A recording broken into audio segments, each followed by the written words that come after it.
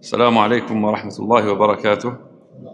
بسم الله الرحمن الرحيم. الحمد لله رب العالمين، وأصلي وأسلم على نبيه الكريم نبينا محمد وعلى آله وصحبه أجمعين. كما تعودنا قبل أن نبدأ في التلاوة المنهجية نأخذ بعض المعاني من السورة، ووصلنا إلى سورة غافر، وهي السورة الأخيرة في الترتيب المصحفي إذا جئنا صاعدين من الصور الأخيرة إلى الصور العليا، فهي السورة السابعة من سور آل حاميم. سورة غافر سميت بهذا الاسم لورود هذا الوصف في أولها. قال تعالى: بسم الله الرحمن الرحيم، حاميم، تنزيل الكتاب من الله العزيز العليم، غافر الذنب وقابل التوب.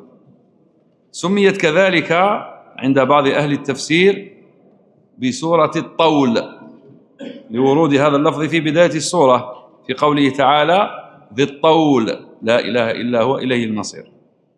وسماها بعض أهل التفسير بسورة المؤمن، وهذا قليل وروده لورود لفظ مؤمن آل فرعون، لكن كل المصاحف تسمي هذه السورة بسورة غافر. لو جي واحد يقول سورة الطول في الغالب مش يعرف هذه السورة، فيطلق عليها هذه التسميات الثلاث. قلت وهي أول سورة في الترتيب المصحفي إذا جئنا من فوق نازلين، فهي أول سور آل حاميم.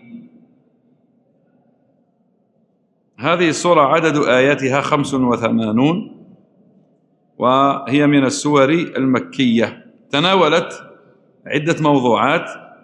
أولا، تكلمت في بداية السورة عن صفات الله عز وجل، ومنها أسماء الحسنى: العزيز، العليم.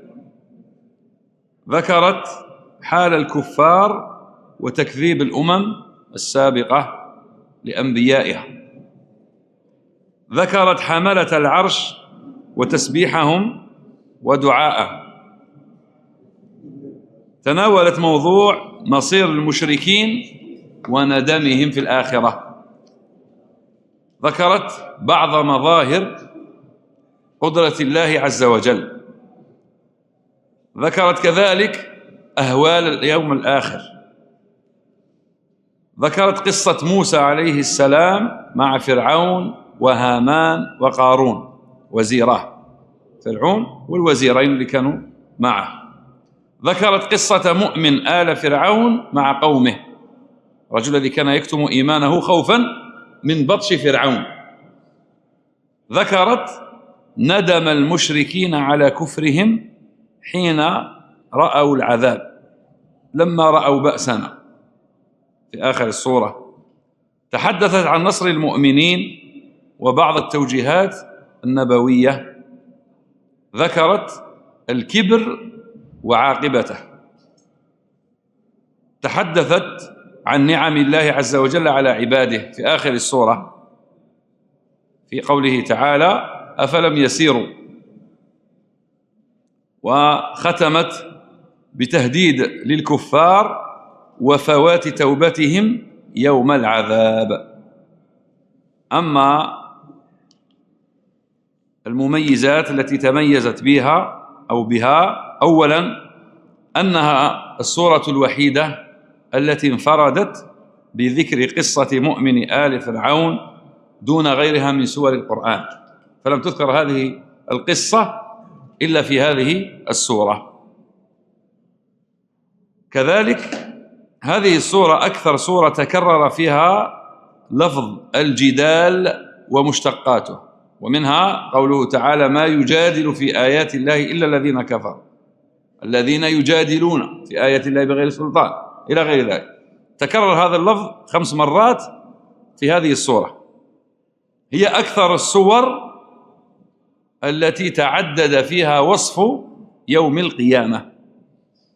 أما معاني الألفاظ الغريبة، أولا لفظ التوب معناه التوبة، ذي الطول أي صاحب الإنعام والفضل، ليأخذوه أي ليقتلوه، ليدحضوا به الحق أي ليبطلوا بجدالهم، وقهم أي جنبهم،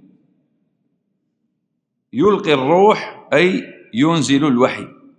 ومنها لفظ الروح الذي ورد في آخر سورة القدر، والروح فيها جبريل عليه السلام. يوم الآزفة أي يوم القيامة، كاظمين أي ممتلئين غما وحزنا، يقضي بالحق أي يحكم بالعدل. ضلال من الضاد وليس من الضاء، الضلال مكتوبة بالضاد أي الهلاك والذهاب. ذروني أي اتركوني. ظاهرين معناه غالبين. عاصم معناه مانع. هلك أي مات. يطبع أي يختم، ومنه الطبع كما جاء في بعض الآيات، طبع الله على قلوبهم أي ختم.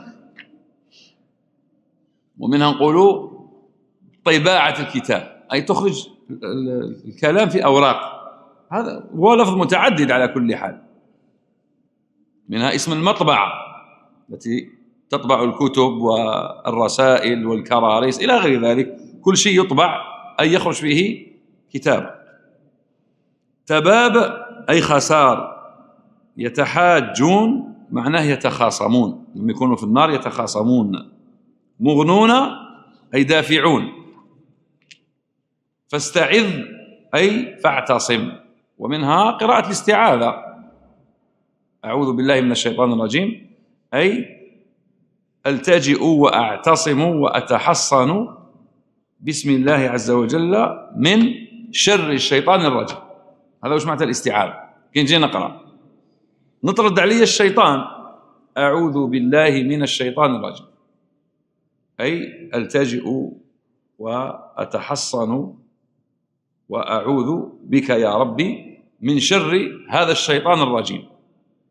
وانت مع القراءة وأحيانا يجيك الشيطان، وانت في الصلاة ويجيك الشيطان، فتستعذ بالله عز وجل من شره ومكره وخبثه. يؤفك معناه يصرف. بالكتاب معناه بالقرآن في هذه الآية، لأن لفظ الكتاب قد يطلق على القرآن وعلى غيره. ومنها ما ورد في بداية سورة البقرة قوله جل وعلا ذلك الكتاب لا ريب فيه هدى الكتاب القرآن.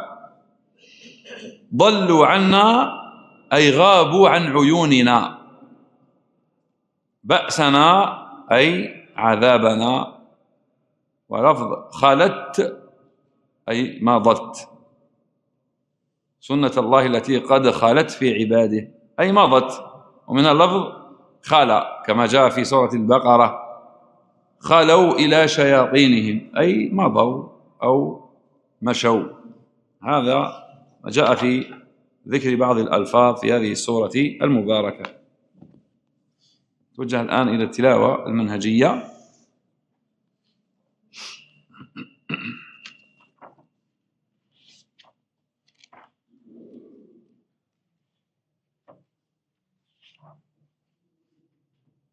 شوفوا الجماعة اللي بزاف عندهم مدة ما قراوش يتفضل، أي واحد حب يقرأ أهلا وسهلا. أنت عندك مدة ما قريتش معنا، قريت ولا عندك؟ تفضل. لو واحد يطيل المكبر بارك الله فيك.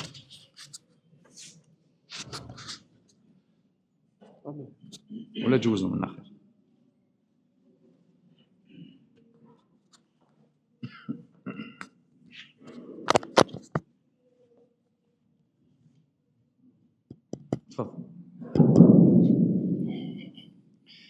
أعوذ بالله من الشيطان الرجيم. بسم الله الرحمن الرحيم. حميم. مد شوية. زيد شوي. حاميم. المد دائما شوف في فواتح الصور، فواتح الصور باتفاق أن المد فيها لازم. الحروف هذه المقطعة مدها يكون مدا لازما، ماشي كامل لا، باستثناء الهمزة وحروف حي طاهر.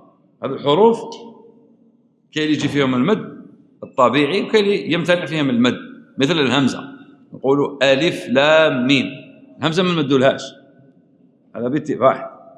ثم عندنا الحروف الخمسة وهي المجموعة في عبارة حي طاهر، خمسة منها الحاء. هذا ما نقدروش نمدوا هنا أكثر من حركتين، ما نقولوش حامي نطولوه، لا، حركتين فقط. لذلك لم يكتب رسام المصحف المد بين الحاء والميم، ما كاش المد، ماش مكتوب هذيك الألف الممدودة الصغيرة، وهذه يتلقاها الطالب عن الشيخ، لأن أمور في التلاوة تحتاج فيها إلى المشافهة، حتى ولو كنت تعرف قواعد اللغة العربية بصح تحتاج تشافه الشيخ، لازم تقرأ عليه باش هو يوضح لك القراءة، هل قراءتك صحيحة أو خاطئة. تبقى الحروف الأخرى من مثلا اللام، الميم، السين، القاف، الصاد، تمد 6 حركات باستثناء العين. حرف العين يمد توسطا وطولا، أي 4 حركات و6 من طريق الشاطبي، ويضاف وجه القصر من طريق الطيبة. هذه طرق في القراءات.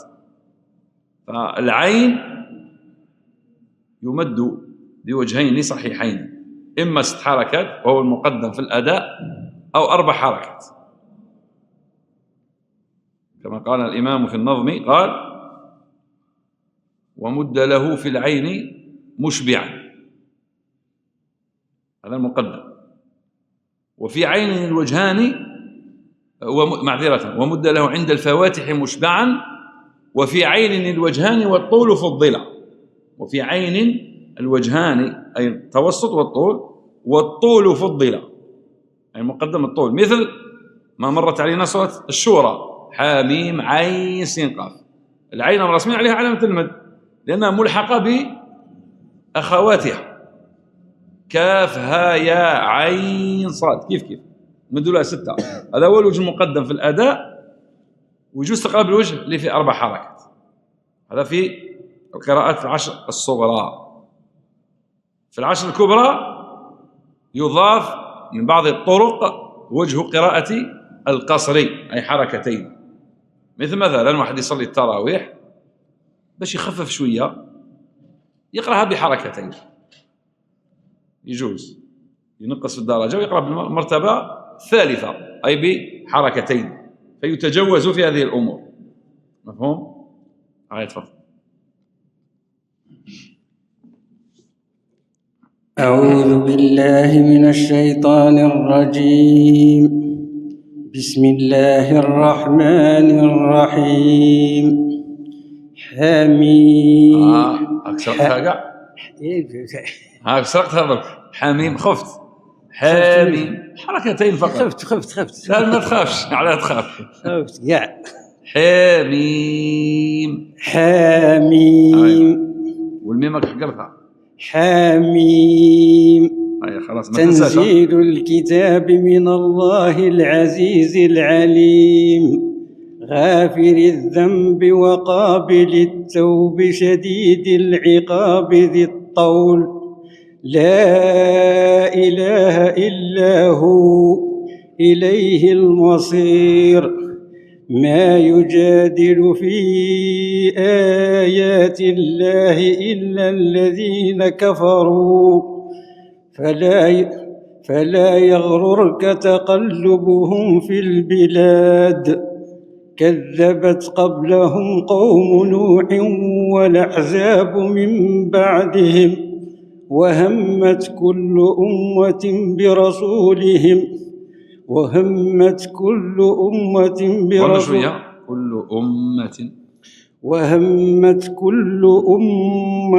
برسولهم ليأخذوه، وجادلوا بالباطل ليدحضوا به الحق فأخذتهم. لا ورش يدغم فأخذتهم.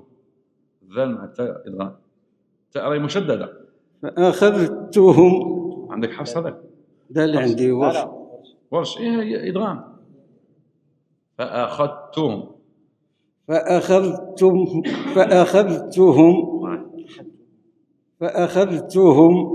ملاحظة، عندنا حروف العربية باب في أحكام التلاوة يسمى باب حروف قربت مخارجها. هذا باب يعقده علماء القراءات، يجي بعد باب الإظهار والإدغام، يجي هذا الباب، يجي قبل باب أحكام النون الساكنة والتنوين والفتح والإمالة وبين اللفظين، هذا يجي قبلهم في الترتيب، يسميوه باب حروف قربت مخارجها. وش معنى؟ عندنا بعض الحروف تخرج من جهة وتشابه حروف أخرى تخرج من جهة أخرى، مثل الذال والتاء تقاربا مخرجا وتصيبوا مختلفة صفة، حرفان متقاربان مثلا، أو عندهم مخرج واحد لكن يختلفوا في الصفات. مثلا الدال مع الجيم، قد جاءكم بصائر من ربكم، في قراء يقرأوا بالإظهار أي يقلقلون الحرف قد جاءكم، وفي قراء يدغمون قد جاءكم، كقراءة أبي عمرو البصري ولا هشام ولا حمزة ولا الكسائي ولا خلف العاشر، هذا يقرأ قبل الإدغام قد جاءكم، قد جاء، وهذا موجود في العربية ونطقت به العرب. وفيه من يفكون الإدغام أي يقرأ بالإظهار قد جاءكم فيقلقلون الحرف. فهنا مثلا في لفظ أخذتهم أدغمها أغلب القراء وأظهرها ثلاثة، أظهرها حفص وابن كثير ورويس، الباقي قاع بالإدغام. أظهرها حفص أخذته وابن كثير، هذه في السبعة. في الثلاثة المتممة للعشرة أظهرها رويس عن يعقوب، هذا يقرأ بالإظهار. أخذتهم لما ذكرتهم لكم كامل يقرأ بالإدغام. هذه قواعد.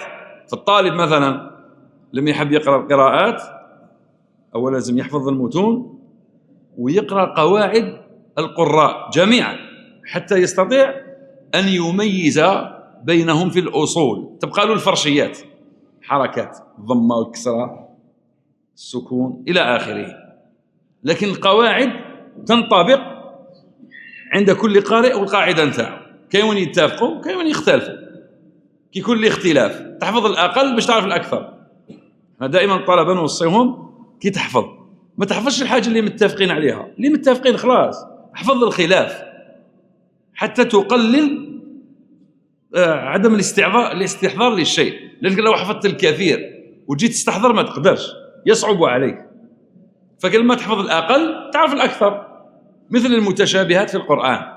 أنا علاش نروح نحفظ مثلا 20 موضع ورد في القرآن، نحفظ الأقل 3 جو مستثنات، الباقي خلاص قاع باتفاق. مثلا عندنا في القرآن ورد ما في السماوات وما في الأرض، ما في السماوات والأرض، من في السماوات ومن في الأرض، ومن في السماوات والأرض، جات هكذا قاع في 4. أنا نحفظ الأقل والباقي باتفاق. مثلا من في السماوات ومن في الأرض، عندنا 4 في القرآن، نحفظ الأقل والباقي خلاص باتفاق. ما في السماوات وما في الأرض 28، ما في السماوات والأرض 9، ومن في السماوات وما في الأرض 4، نحفظ لنا الأقل ونكررهم بعد خلاص تطبع في دماغي تثبت عليها.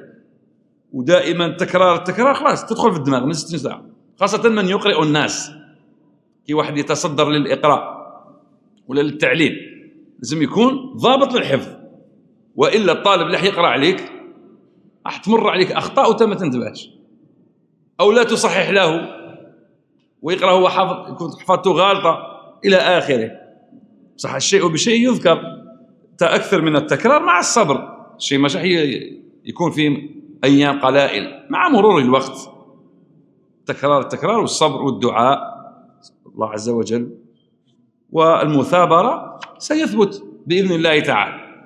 أما إنسان مثلا ما يخش بالتوجيهات المشايخ الذين يعلمونه وملازمة هؤلاء الشيوخ ما تقدرش تثبت القرآن عزيز ويطير من الدماغ لو لم تهتم بمراجعته.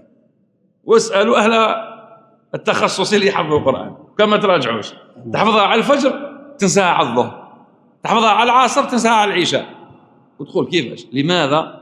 وذكرت لكم هذه الفائدة عدة مرات، ربما بعض ما حضرش والبعض حضر.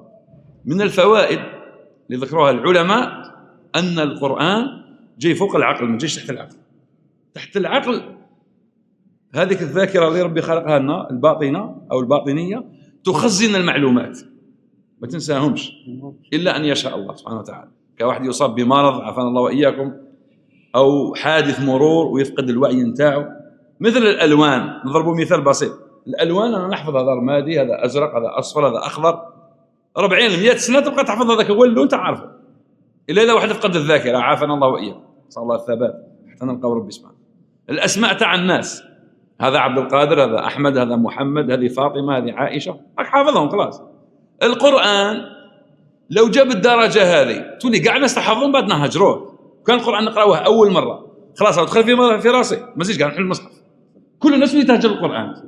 فبعض أهل العلم تكلموا على هذه الفائدة وأتوا بقوله تعالى وإنه لكتاب عزيز. هذه العزة اللي في القرآن، هذه واحدة منهم.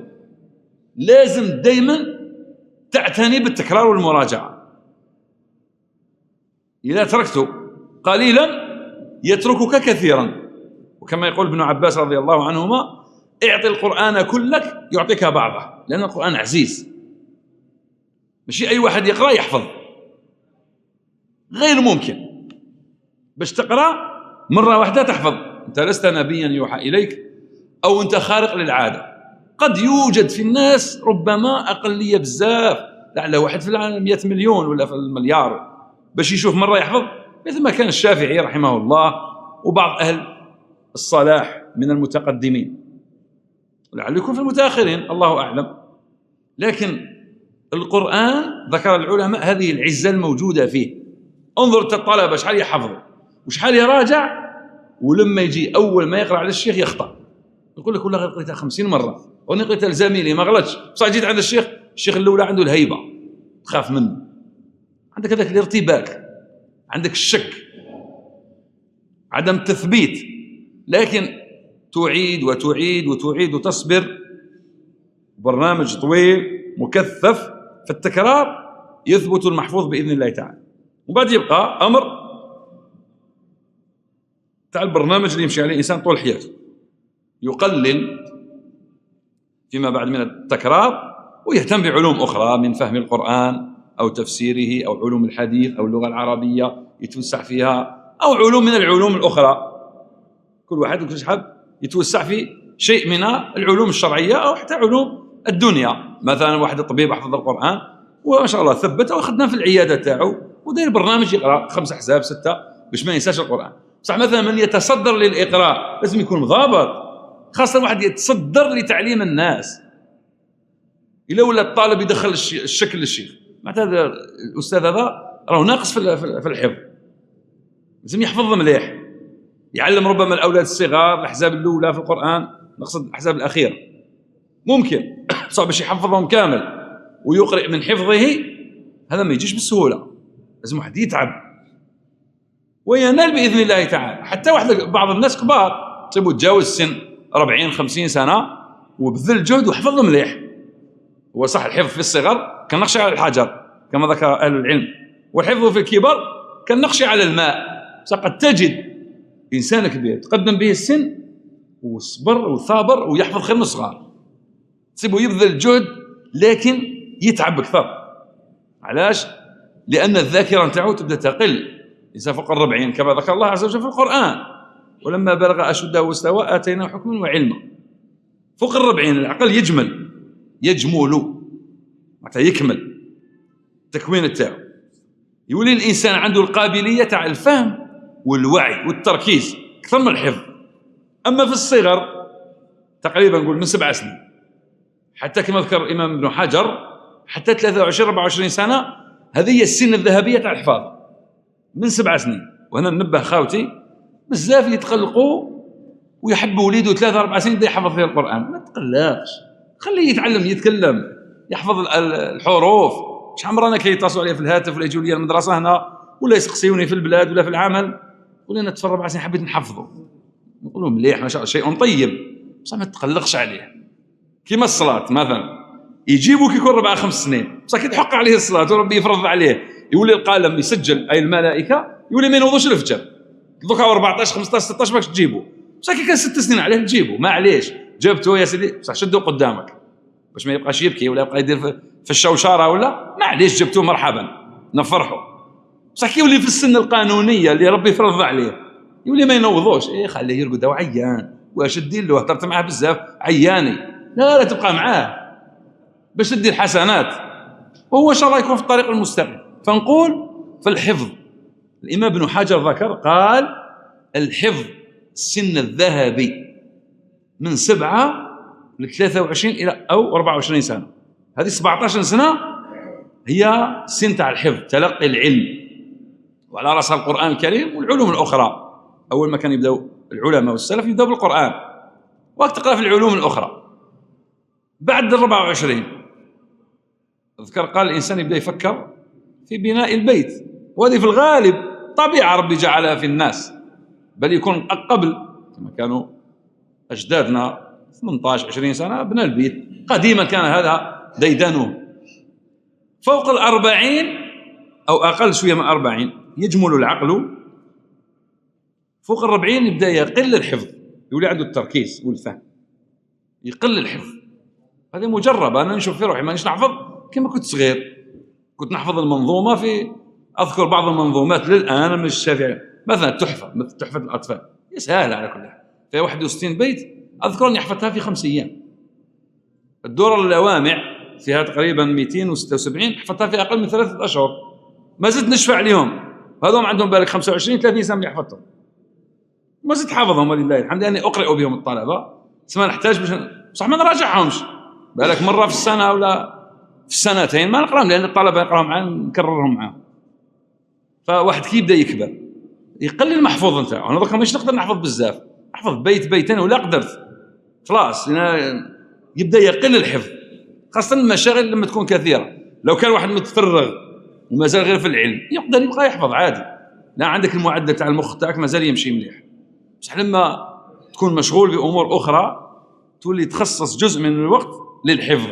فهنا نصح الطلبة اللي صغار دون 30 أو 25 يغتنموا الوقت، والأيام راهي تجري، شوف مقربة من نهاية السنة، وبك تجي سنة جديدة وراحت وجاء رمضان وراح، ولا حتى تروح في 30 40 سنة ما درت والو، ما حفظت قرآن، ما قريت قرايتك وكنت متفوق في دراستك الجامعية، أو ربما عندك صنعة من الصنعات واستفدت وتفيد خوتك إلى غير ذلك.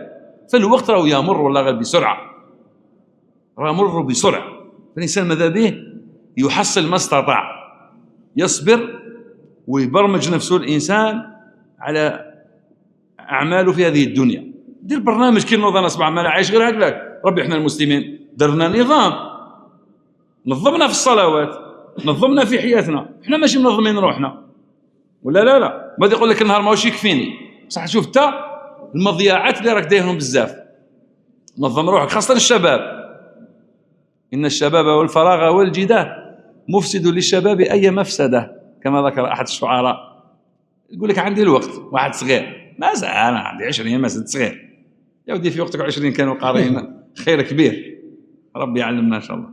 تفضل أكمل. فأخذتهم فكيف كان عقاب، وكذلك حقت كلمات ربك على الذين كفروا أنهم أصحاب النار الذين يحملون العرش ومن حوله ويسبحون لا يسبحون، الذين يحملون العرش ومن حوله يسبحون بحمد ربهم ويؤمنون به ويستغفرون للذين آمنوا ربنا وسعت كل شيء رحمة وعلما ربنا وسعت كل شيء رحمة أدغمها شيء رحمة وعلما فاغفر للذين تابوا واتبعوا سبيلك وقهم عذاب الجحيم. ربنا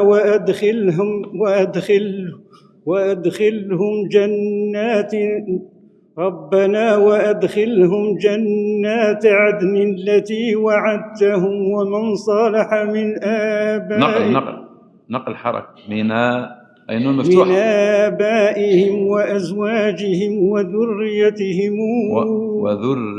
وذرياتهم إنك أنت العزيز الحكيم. يكفيك اللي قدامك. اقرأ. أعوذ بالله من الشيطان الرجيم. وقهم السيئات ومن تق السيئات يومئذ فقد رحمته وذلك هو الفوز العظيم. إن الذين كفروا ينادون لمقت الله لمقت الله أكبر من مقتكم أنفسكم إذا تدعون إلى الإيمان فتكفرون.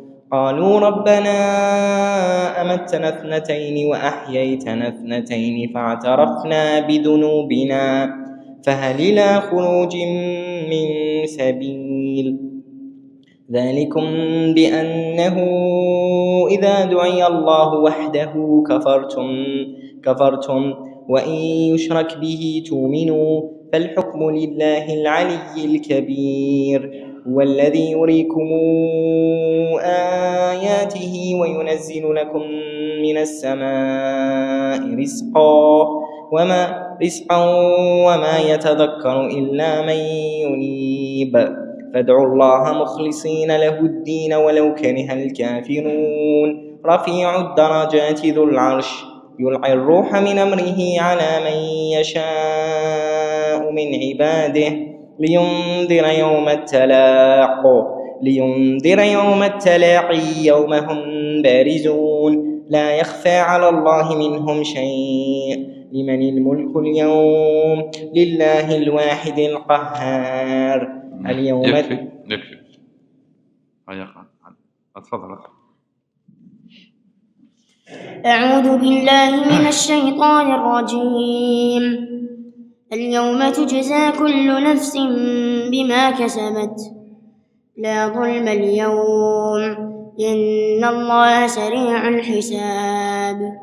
وأنذرهم يوم اللازفة إذ القلوب أعدها.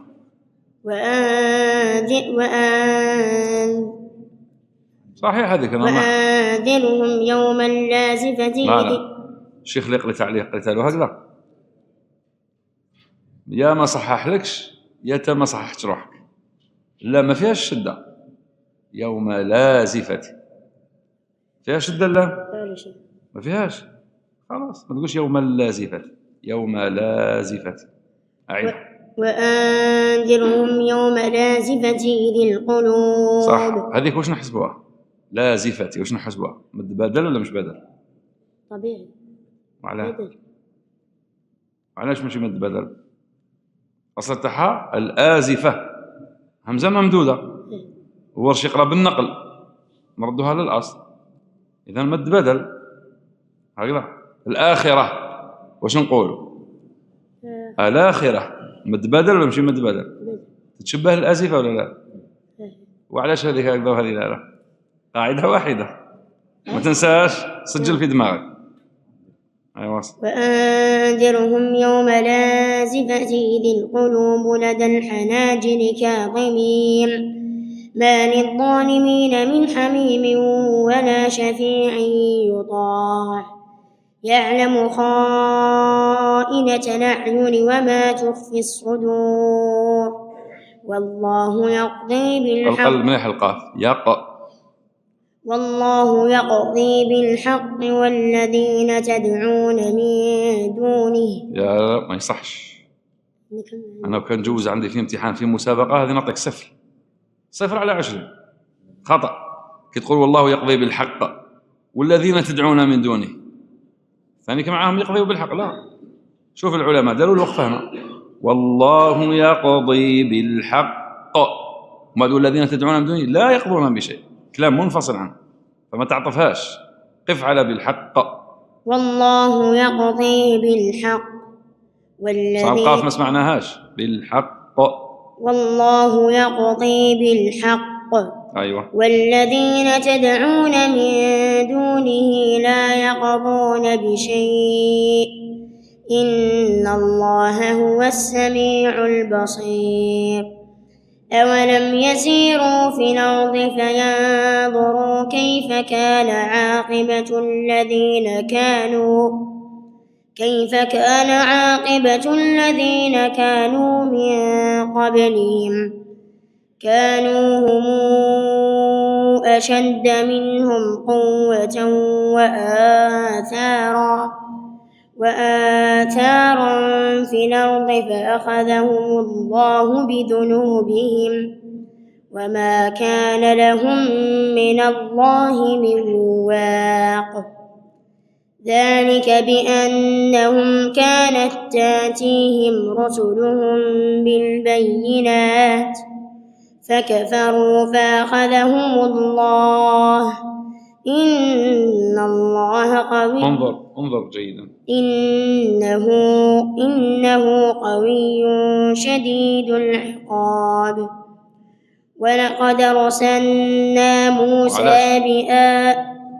يقول لك هذه الصفة تجنبها لما تجاور اللام النون، لأن كلا الحرفين يتلامسان، اللام والنون، واللام من طرفه والراء، والنون هكذا حكى الفراء، من طرف اللسان، واللام من طرفه والراء، والنون هكذا حكى الفراء من علماء العربية.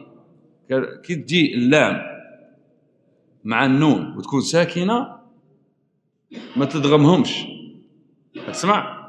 ما نقولوش أرسلنا وما نقلقلوهمش، أرسلنا. الصواب في ذلك أن يلامس طرف اللسان الحنك الأعلى، هذا القبة اللي من فوق، هذه الحنك.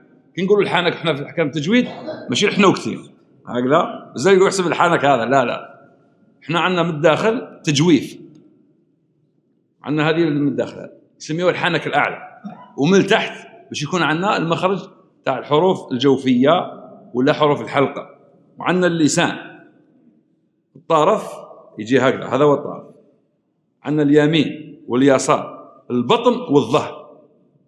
اللي من فوق الجهة الحرشة بطنه، من تحت ظهره، تجي الملساء، جهة الملساء، ومنا الطرفان يمينا ويسارا، وهذا الطرف هذا طرفه. كيفاش نقراو اللام؟ اللام تلامس الحنك، أرسل تلامس، فلما تلامس طرف اللسان يمسه هنا الفوق، تخليه هكذا شوية ما تكزش عليه باش ما تديش الغنة. أرسل كانت تشدد تولي الغنة، ولا يلامس وينزل مباشرة تقع القلقلة، وكلا الصفتين غير مقبولة. إذن يلامس بخفة ثم ينزل. باش نقرأ الحرف تاع النون، شوف اسمع، أرسلنا يلامس ويعاود ينزل. لو لامس وضغطت تجي الغنة، أرسلنا هاك شدته. لو لامس بقوة ونزل أي دفعته تقع القلقلة، هذا غير مقبول. لازم يلامس بخفة وينزل، أرسلنا لازم يتوشي هنا، ولو لم يلامس قراءة مش صح، أرسل أنزل وهكذا. لما تجي دائما اللام الساكنة ويجي بعدها حرف النون مباشرة، واحد ما يديرش الصفة تاع إما الإدغام أو القلقلة، احذر من كلتا الصفتين. هكذا أعودها، ولقد أرسلنا موسى. أيوة هذه مليح. ولقد أرسلنا موسى بآياتنا وسلطان مبين إلى فرعون فرعون مش صح، كسر قبلها ترقق فرعون.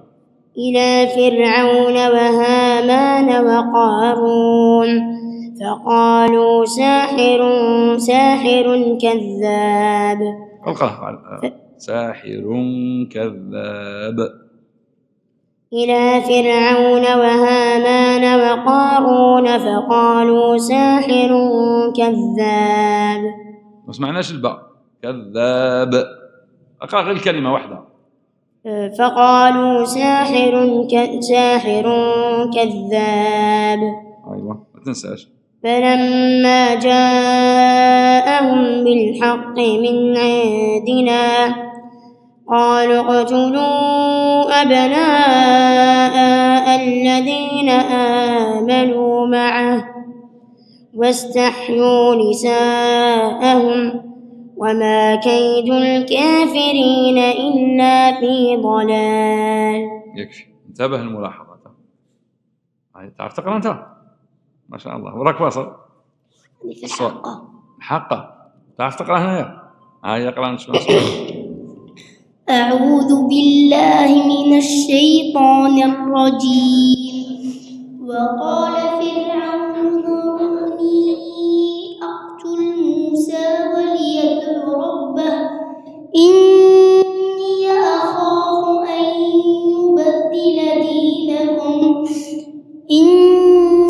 أخاف أن يبدل دينكم وأن يظهر في الأرض الفساد. يظهر رقق الراء. يظهر في الأرض الفساد. وقال موسى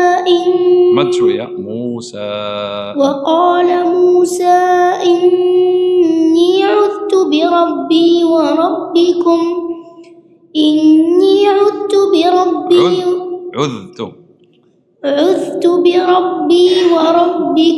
من كل متكبر لا يؤمن بيوم الحساب.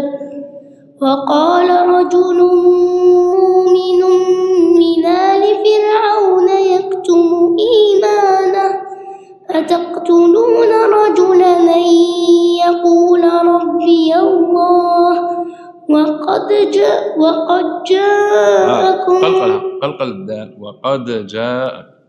وقد جاءكم بالبينات من ربكم وإن يك كاذبا فعليه كذبه وإن يك صادقا يصبكم بعض الذي يعدكم إن الله لا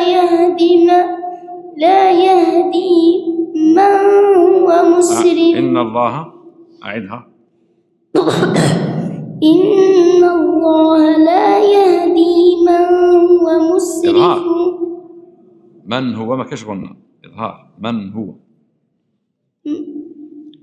هو مسرف كذاب. مليح ما شاء الله. وين تقرأ في المدرسة قرآنية؟ وين؟ هنا عند من؟ الشيخ حمزة وصهيب. ما شاء الله تعرف تقرأ شوية. لا بأس. مليح. يكفي على حسب سنك. تشحال عندك بعد 6 سنين 7 9 ما شاء الله. راك مليح. العموم لا بأس ما شاء الله. ربي يحفظك. تفضل زيد واصل له. زيد اقرأ باش تتعلم مليح. أعوذ بالله من الشيطان الرجيم. يا قوم لكم الملك اليوم ظاهرين في الأرض فمن ينصرنا من بأس الله إن جاءنا. معلش شي واحد ما يعرفش الكلمة اللي يجي يقرأ فيها ما يمدش بزاف المد. مثلا بأس الله تمديت أكثر من حركته في الله. هذه يسميوها المد. هذا المد هو ما كاش في الحقيقة.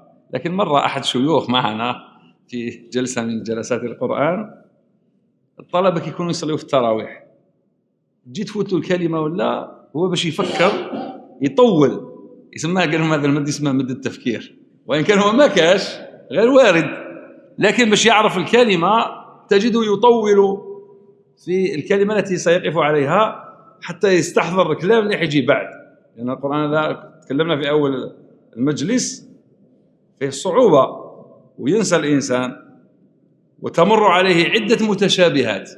إذا كان يقولون الشيوخ قديما قالوا كان يقولوا لولا المتشابهات لحفظ القرآن البنات، لكن الآن نشوف البنات يحفظون الذكور في بعض المدارس متفوقات، صح؟ ماشي كامل، صح ما شاء الله عندهم اجتهاد واحد العناية بالقرآن والاهتمام واحد تدقيقات في الأسئلة. أنا مرة درت دورة في وهران عندها مدة شوية واحد 7 سنين ولا، وكانوا حاضرين ذكورا وإناثا كبارا في السن في أحد الجمعيات، ما شاء الله حضور بالك في 150 تقريبا ولا واحد 90% قاعد يحفظوا القرآن الكريم كاملا.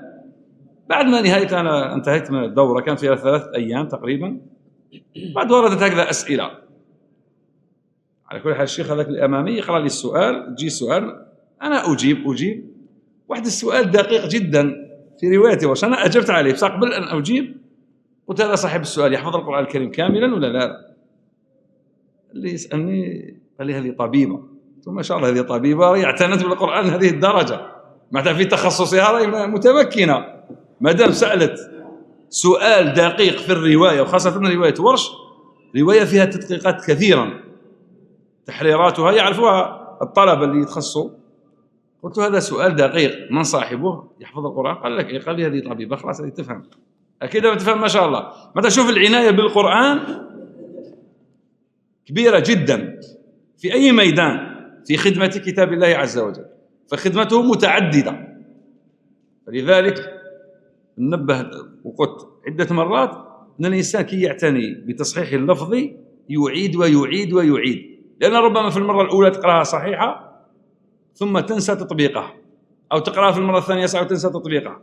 وهذا ألاحظه في بعض الطلبة يكون يقرأ فهم القاعدة ولا تطبيق الكلمة كيف تقرأ، نزيدوا نمشيوا مثلا 4 5 6 أحزاب يعود يطيح في نفس الخطأ، نزيدوا نمشيوا 3 4 5 نفس الشيء. علاش؟ ربما يكتفي بما يقرأ في المجلس وهذا ما يكفيش. الشيخ قال لك القاعدة وطبق معك 4 5 6 أمثلة، تروح للبيت عاود وعاود وعاود وعاود حتى يجري لسانك على هذا النطق الصحيح. فاش لازم القراية تقراها صحيحة كما تقراها قدام الشيخ، تقراها وحدك. علاش يدخل الغلط على اللسان ويرد الخطأ لما أنت ما تثبتش على الشيء الذي تلقيته؟ أنا قلت لك الإمالة تقرأ بهذا الشكل، قلت لك الإشمام يقرأ بهذا الشكل، قلت لك الاختلاس يقرأ بهذا الشكل.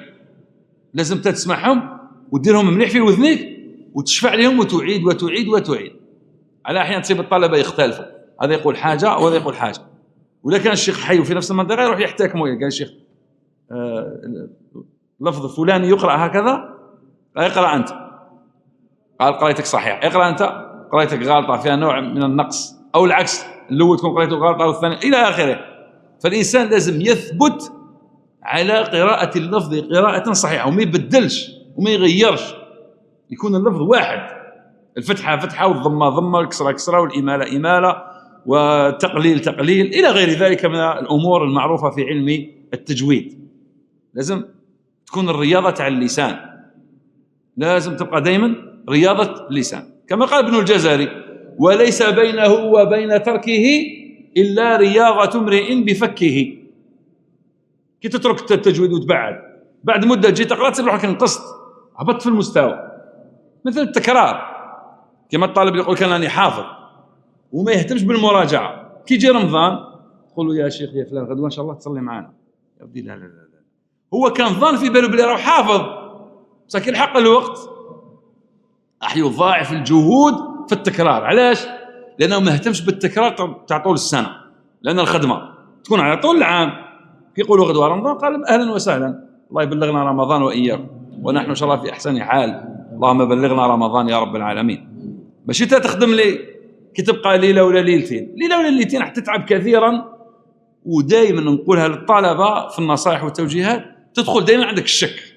صح اللي يقرأ على العام يجي يقرأ مريح، تقراهم خطرهم مول العصر وتجي تصلي التراويح تاعك وتمريح، والورد تاعك راه ماشي 10 اللي تقراها في النهار ولا 20 ولا 30 ولا 15 يوميا. هذه كما الوصفة الطبية اللي يكتبها طبيب للمريض، عافانا الله وإياكم. يقول له تشرب حبة على 8 تاع الصباح، حبه على الوحده، وحبه على 8 تاع الليل. هو ما يضيعش الوقت، يقول لك انا بالك ما نبراش، بالك يزيد علي الشيء، يحافظ على صحته، لازم عنده الحق، لا بد من ذلك.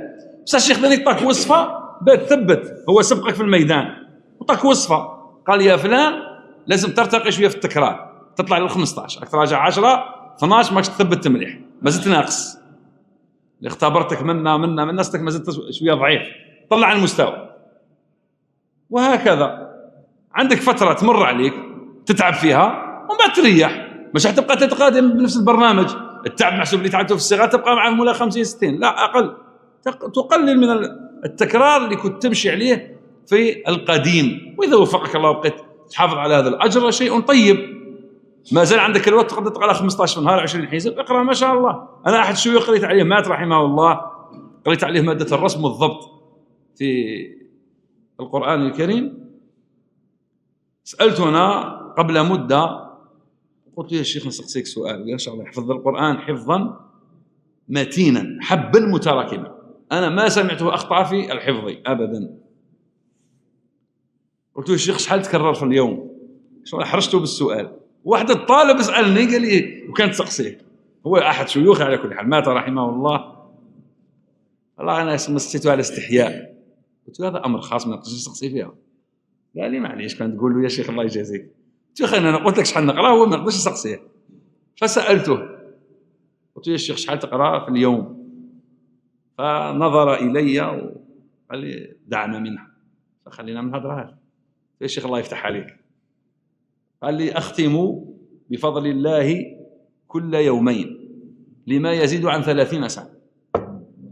30 سنة أو أكثر هو يختم كل يومين، ما يعرف لا العيد لا ماشي العيد لا الصفر لا ماشي السفر، يختم كل يومين لما يزيد عن 30 سنة. حياة هذه مش سهلة، ولغير اللي يوفق ربي عز وجل. بعد الأخ هذا شفت سمعت قال لي والله ما نجمون هذا البرنامج، قال لي عنده برنامج قوي بزاف عالي، هذا من توفيق الله عز وجل. قال لي ربي يوفقه يقرأ 5 أحزاب، واحد 10 أحزاب، واحد يقرأ حزب ويداوم، وهكذا. ولما مرض زرته هنا في مستشفى جوانفيل عافانا الله وإياكم، أصيب بالسرطان في رأسه، مات في هذا رمضان اللي فات برك رحمه الله. فأنا زرته تقريبا في جونفي من هذه السنة، احنا معنا السنة. أخبرني أحد أولاده قال لي خلاص الشيخ في المستشفى، راح لداره، قال لي راه في المستشفى. قلت له نجم ندخل نطلع عليه؟ قال لي خليوك. رحت ليه بعد صلاة المغرب هكذا، فوجدته ممرضا أعرفه، قلت له الشيخ محمد حبيت نطلع عليه، قال لي تفضل تفضل، هو الشيخ تاعي على كل حال. والله دخلت رأيته فبكيت في الحالة اللي كان فيها، لأنه تقدم به المرض حتى حالته تغيرت. تعرف شفتوا خاوتنا اللي يصابون، ربي يشفي كل مريض. فسلمت عليه وقصرت معه شوية ولم يتكلمش بزاف، تعب. والله سألته في ذلك الحال، كان معي أحد الطلبة قرأ علي وما زال يقرأ معي، قلت والله غير نسأله، قلت له يا شيخ ما زلت تراجع القرآن؟ والله أخبرني بهذا الخبر، قال لي أقرأ ولله الحمد 5 أحزاب كل يوم وأنا هذه الحال. قال لي ما ننجمش نترك القرآن، قال لي حتى نلقى ربي. قال لي وعندي صداع كبير في راسي، يديروا له هذيك لاشيم. قال لي بصح كي نقرأ القرآن يحبس، يقرأ 5 أحزاب وهو على تلك الحالة، في الحالة اللي يديروا له الكيماوي لاشيميوثيرابي، حتى مات في رمضان من هذه السنة 23 رمضان توفي رحمه الله. عانى حوالي 4 أو 5 أشهر وتوفي رحمة الله عليه، إن شاء الله تكون له مطهرة. ما عاد شو تقدموا في السن، قال لي مع الصداع، قال لي ما نقدرش نقرأ أكثر من 5، بصح ما نقدرش نتخلى عن القرآن، قال لي نحياتي القرآن. فيقرأ كل يوم 5 أحزاب من حفظه، قام حافظ على القرآن وباقي العلوم ترك منها الكثير لما أصيب بهذا المرض. نسأل الله أن يتغمده وسائر المسلمين برحمته الواسعة. تفضل. فمن ينصرنا؟ أعوذ بالله من الشيطان الرجيم. يا قوم لكم الملك اليوم ظاهرين في الأرض فمن ينصرنا من بأس الله إن جاءنا قال فرعون ما أريكم إلا ما أرى وما أهديكم إلا سبيل الرشاد. وقال الذي آمن يا قوم إني أخاف عليكم مثل يوم الأحزاب مثل دأب قوم نوح وعاد وثمود والذين من بعدهم وما الله يريد ظلما للعباد. ويا قوم إني أخاف عليكم يوم التناد.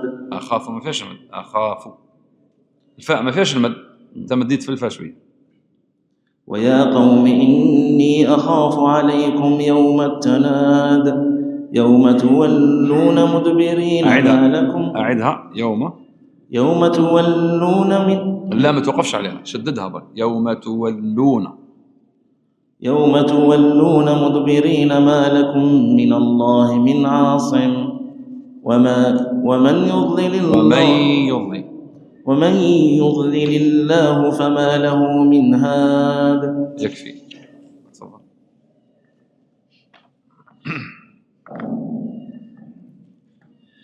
ولقد جاء تكلمنا عن الدال مع الجيم، قلنا بالإظهار.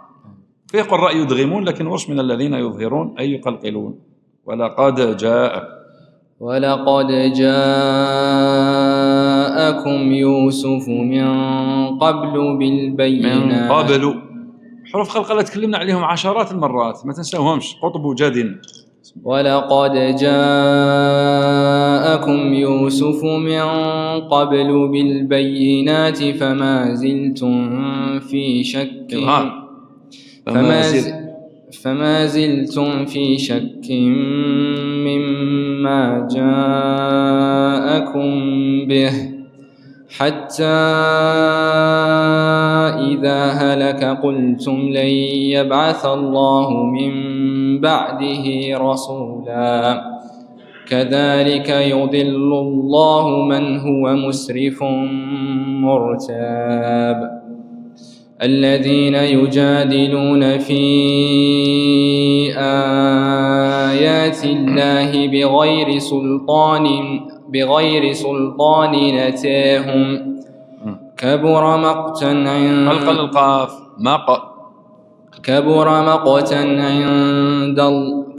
مقتا عند الله وعند الذين آمنوا كذلك يطبع الله على كل قلب متكبر. ما فيش تنوين. أبو عمرو هو اللي قبل الإدغام قبل التنوين، باقي البنون التنوين على كل قلب. كذلك يطبع الله على كل قلب متكبر جبار. الراء تكون مرققة لأن قبلها ألف مقللة. على كل قلب متكبر. ما فيهاش تنوين، قلبي بدون تنوين. على كل قلب متكبر جبار. أصلا يكمل الآن. تفضل. وقال فرعون يا هامان ابن لي صرحا لعلي أبلغ أسباب السماوات فأطلع إلى إله موسى وإني لأظنه كاذبا. وكذلك زين لفرعون سوء عمله وصد عن السبيل وما كيد فرعون إلا في تباب. وقال الذي آمن يا قوم اتبعون أهديكم سبيل. معلش وقفت عليها، أكمل أفضل. يا قوم اتبعوني أهدي. وقال الذي آمن يا قوم اتبعوني أهديكم سبيل. لا أهديكم جواب الأمر في العربية، اتبعوني فعل الأمر وهذا مجزوم، لأن في العربية عندنا الجوازم كثيرة، عندنا الشرط وجوابه والأمر وجوابه، والطلب وجوابه في العربية. فعندنا أفعال تجزم بجازم وأفعال تجزم بغير جازم، مثل هذه الآية: وقال الذي آمن يا قوم اتبعون أهدكم سبيل الرشاد.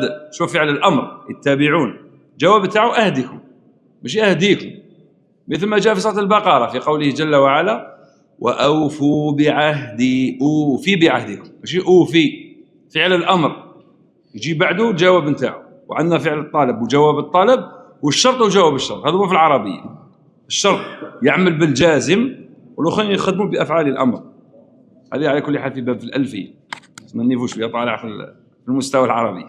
مش عارف لعلكم درستوها ولا ما درستوش في الثانوي. هذه ما نظرش باللي تقراها، ما كاش. حتى ولو لقيت في الأدب في اللغة ما تقراش هذه إلا في مستوى تاع النهائي. نهائي نقصد ماشي سنة ثالثة ثانوي، تاع اللغة العربية ألفية وصاعدا فوقها. وقال الذي آمن، وقال الذي آمن يا قوم اتبعوني أهدكم سبيل الرشاد. يا قوم إنما هذه الحياة الدنيا. أعدها: يا قوم، يا قوم إنما هذه الحياة الدنيا متاع وإن الآخرة هي دار القرار. لو وش تكلمنا قبل قليل، ألف مقللة جي بعدها الراء مرققة، صح ولا لا؟ القراري الراء مكسورة لأن قبلها الألف، فقللت الألف لأجل الراء المكسورة. وكان جاءت دار القرار أو القرار فخموها. ما دام جاءت الراء مكسورة المتطرفة قبلها الألف تقلل والراء ترقق. هذه القاعدة. أعدها: هي دار، وإن الآخرة هي دار القرار. أيوة. من عمل سيئة فلا يجزى إلا مثلها ومن عمل صالحا من ذكر أو أنثى وهو مؤمن فأولئك يدخلون الجنة يرزقون فيها بغير حساب. يكفي، ما تنساش قواعد. هذا قريت المرة الماضية ولا؟ معلش خليه شو عايز. ثم ما قريته المرة اللي فاتت. أنت ما جيتش ترى. جيت، هيا تفضل معلش.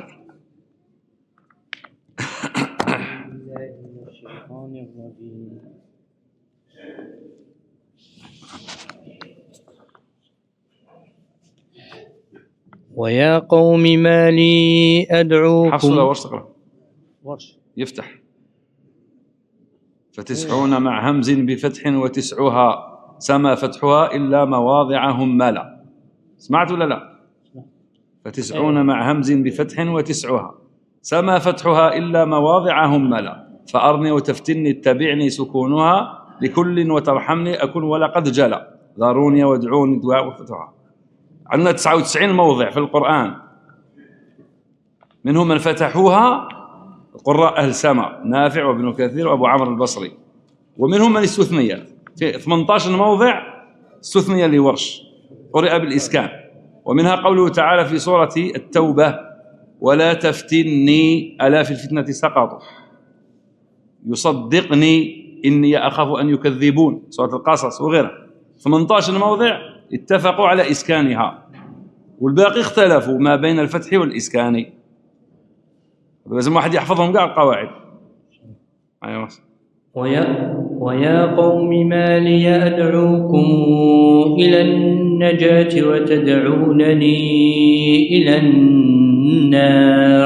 شوف، وتدعونني إلى، هذه هي إضافة، ما كاش اللي قراها وتدعونني. اتفقوا على إسكانها، هذه المواضيع اللي متفقين عليها. معناتها كي واحد يسكن الجميع إلا ما استثني في القرآن، كما ورد في سورة البقرة: اذكروني في موضع ولكل وجهة لابن كثير. اذكروني قرأ ابن كثير بالفتح، والباقي بالإسكان. هذو مواضع مستثنات. أما الباقي القاعدة واحدة في اللغة العربية. واصل؟ تدعونني لأكفر بالله حركتين تدعونني لأكفر بالله وأشرك به ما ليس لي به علم وأنا أدعوكم إلى العزيز الغفار. لا جرم أن ما تدعونني إليه ليس له دعوة في الدنيا ولا في الآخرة. رقق الراء. ولا في الآخرة وأن مردنا إلى الله وأن المسرفين هم أصحاب النار. نفس الشيء قاعدة اللي تقدمت، الراء راهي مكسورة. هم أصحاب النار فستذكرون ما أقول لكم وأفوض